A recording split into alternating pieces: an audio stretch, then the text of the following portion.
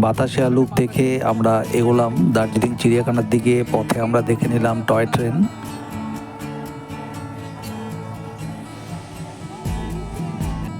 রাস্তা এখন জ্যাম আছে, আমাদের গাড়ি দাঁড়িয়ে পড়েছে, তাই পাশ দিয়ে দেখলাম টয় ট্রেন এগিয়ে চলেছে। আমরা বাতাসিয়া লুপে যেটা দেখতে পাইনি। চিড়িয়াখানা যাওয়ার পথে বাদিকে এই স্কুলটা আমরা দেখতে পাচ্ছি। এই স্কুলটার নাম হচ্ছে Saint Joseph school, North Point. 1888 খ্রিস্টাব্দে এটা তৈরি হয়েছিল। বাইরে থেকে ভিউটা খুব সুন্দর, বিশাল স্কুল চত্বর আর স্কুলের বিল্ডিংটাও তাই, এবং সুন্দর একটা আর্কিটেকচারাল ভিউ আছে। খুব সুন্দর বাস্কেটবল কোর্ট আছে। এই স্কুলটি দেখে নিয়ে আমরা এবার একটু রোপওয়ে দিয়ে গেলাম।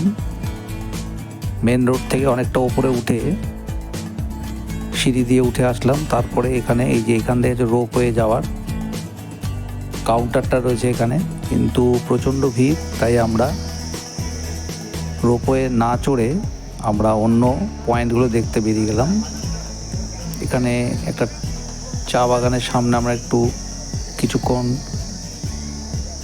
রেস্ট নিলাম, একটু কিছু চা টিফিন করে আবার আমরা এগিয়ে চললাম এবার দার্জিলিং চিড়িয়াখানার দিকে। আমাদের গাড়ি যেখানে দাঁড় করে দিল সেখান থেকে অনেকটা চড়াই উঠে এসে আমরা দার্জিলিংয়ের চিড়িয়াখানার দিকে হাঁটতে থাকলাম। এই রাস্তা দিয়ে একটু এগিয়েই বাঁদিকে এন্ট্রি গেটটা রয়েছে। একটু এগোতেই আমরা এই যে স্লোপটা আছে এই বাঁদিকে টার্নে উপরের দিকে উঠলেই আমরা প্রবেশ করব চিড়িয়াখানায়। এখান থেকে দেখতে পাচ্ছি লাইন, লোকের ভিড় রয়েছে। টিকিট কেটে আমরা চিড়িয়াখানার ভেতরে ঢুকলাম। ঢুকেই এইখানে একটা ওয়াইড এরিয়া আছে এবং বিভিন্ন দিকে যাওয়ার ডিরেকশন দেওয়া আছে, কোথায় কি কি দেখতে পাবো। আমরা যে দিকটায় মাউন্টেন গোটস বিভিন্ন স্পিসিসের রয়েছে সেদিকটায় আমরা এগোতে থাকলাম। এখানে আমরা দেখতে পাচ্ছি বিভিন্ন ধরনের ভেড়া জাতীয় যে প্রজাতিগুলো, এখানে যেমন হিমালয়ান টার রয়েছে, ওই যে দূরে দেখা যাচ্ছে।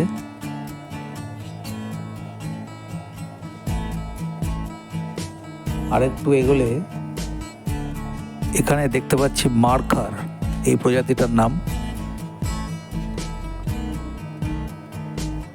ওই যে বেশ কয়েকটি রয়েছে ওইদিকে দূরে দেখা যাচ্ছে।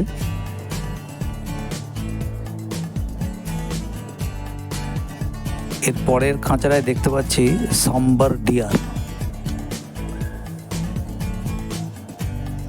দার্জিলিং জুয়ের অ্যাকচুয়াল নাম হচ্ছে Padmaja Naidu Himalayan zoological park. 1958 সালটা চালু হয়েছিল। 67.56 একরের ওপর, ইন্ডিয়ার সবচেয়ে হাইয়েস্ট চিড়িয়াখানা। পরে খাঁচাটায় আমরা দেখতে পাচ্ছি তুষার চিতা ঘুরে বেড়াচ্ছে। সামনে থেকে দেখতে সত্যি খুব অপূর্ব লাগছে, প্রচণ্ড হিংস্র এবং ভয়ানক।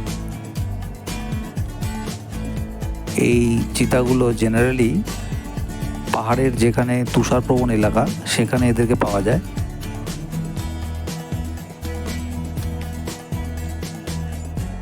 আর একটু এগোতেই এই একটা খাঁচার মধ্যে আমরা দেখতে পাচ্ছি অনেকটা মোরগ বা বলতে পারি ময়ূরের মতো পাখি দুটো, খুব কালারফুল।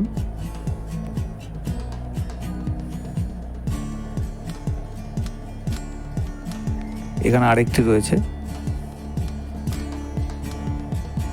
মাল্টি কালার, এই সামনেরটা।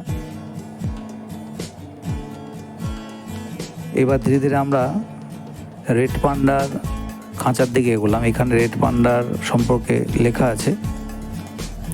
ওই যে দূরে গাছে চড়ে বেড়াচ্ছে, আমরা দুটো রেড পান্ডা দেখতে পাচ্ছি। এদের বিশেষ বৈশিষ্ট্য হচ্ছে এরা জেনারেলি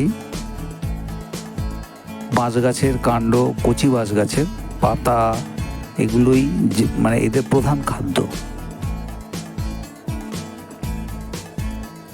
এই যে সামনে একটি চড়ে বেড়াচ্ছে,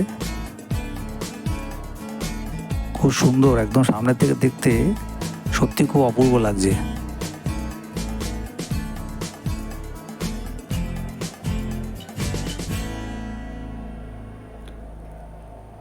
মানুষের সঙ্গে এদের সত্যি একটা অদ্ভুত ফারাক রয়েছে। মানুষ কিন্তু কখনোই বাঁশ খেতে চায় না, বাঁশ দিতে চায়। এরা কিন্তু বাঁশ পেলে কিন্তু হজম করে নিতে পারে। ব্যাপারটা অন্যরকমভাবে নেবেন না, একটু জাস্ট মজা করলাম। এই দার্জিলিং জুয়ের সবচেয়ে প্রধান আকর্ষণ হচ্ছে রেড পান্ডা, খুবই বিরল প্রজাতির প্রাণী। আমরা এখন বেরিয়ে পড়লাম চিড়িয়াখানা থেকে। এর পরবর্তী যে গন্তব্যস্থল আমাদের পিস প্যাগোডা। আমরা এখন চলে আসলাম পিস প্যাগোডার সামনে। এই হচ্ছে ওঠার সিঁড়িটা, এখান থেকে উঠে আর একটু ফ্ল্যাট জায়গা আছে, আবার সিঁড়ি আছে। আমরা ধীরে ধীরে উঠলাম সিঁড়ি দিয়ে। এই পিস প্যাগোডা অবস্থিত দার্জিলিং জেলার এই যে এলাকাটা, এই যে হিল এরিয়াটা, এর নাম হচ্ছে জলাপাহাড় হিল।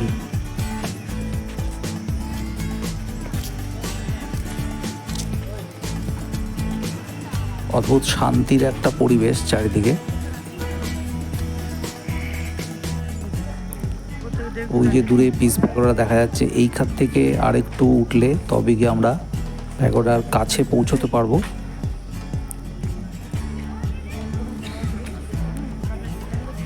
এই প্যাগোডার হাইট প্রায় 94 ফিট, আর তার যে বেস ডায়ামিটারটা হচ্ছে 75 ফিট।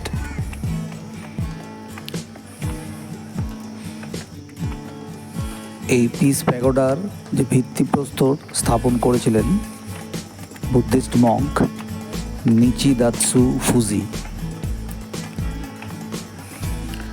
আর এই পিস প্যাগোডার ডিজাইন করেছিলেন এম ওহকা। এখানে জুতো খুলে ওপরে উঠতে হবে।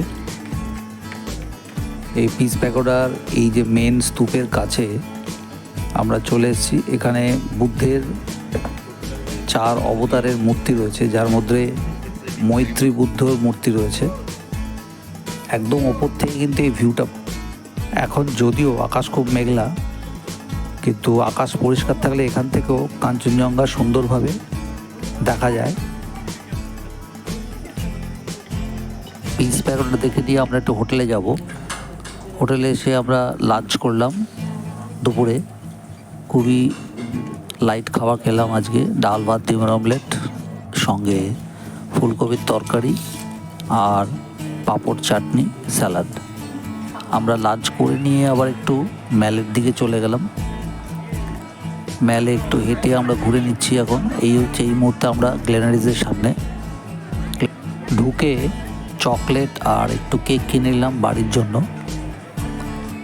আর একটু আমরা হেঁটে নিলাম। চারদিকে প্রচুর পর্যটকের ভিড় এবং আলোয় ঝলমল করছে ম্যাল রোড। আগামীকাল আমরা বেরিয়ে যাব এনজেপির উদ্দেশ্যে। ভিডিওটি ভালো লেগে থাকলে অবশ্যই মনে করে কিন্তু শেয়ার, সাবস্ক্রাইব করবেন আর বেল আইকনে চাপ দিতে ভুলবেন না।